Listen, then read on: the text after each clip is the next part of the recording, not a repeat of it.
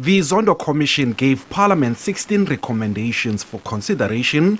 Amongst those was the establishment of a committee to oversee the presidency and the president. This followed calls from the opposition parties spanning over 10 years.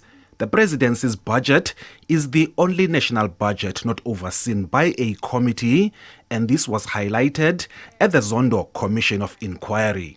And I think that one of the things that Parliament, in applying its mind to how to strengthen its oversight capacity, would be to think about establishing a committee whose sole objective is to look at the work of the presidency, because a great deal of important executive work takes place within the presidency, and to directly hold the president to account.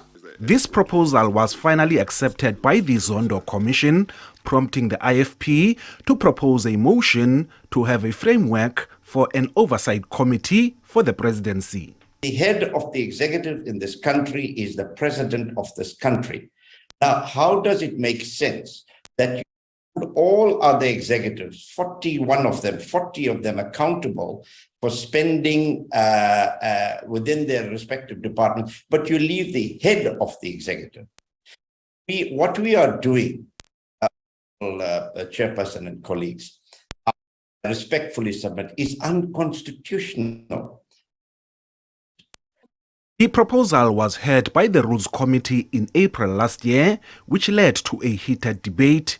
Later, the Parliamentary Budget Office recommended an international study on how a country like the United Kingdom maintains oversight over its Prime Minister.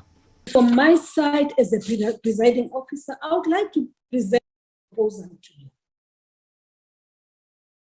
Honorable members, out of the state capture report, the state capture report, as though there isn't work currently being done. Unfortunately, it's just one of those issues which we did not challenge. Allowed for the report to present a narrative to the country that we are not conducting, or the presidency is not accountable to Parliament. The PBO must assist us in this regard to check if there are gaps. They are saying in their report they haven't done enough resources that they have. They need more time and more resources to do this. So that is our take, Honorable Speaker. We support of this report. Everything is pointing here to the desirability of establishing a committee.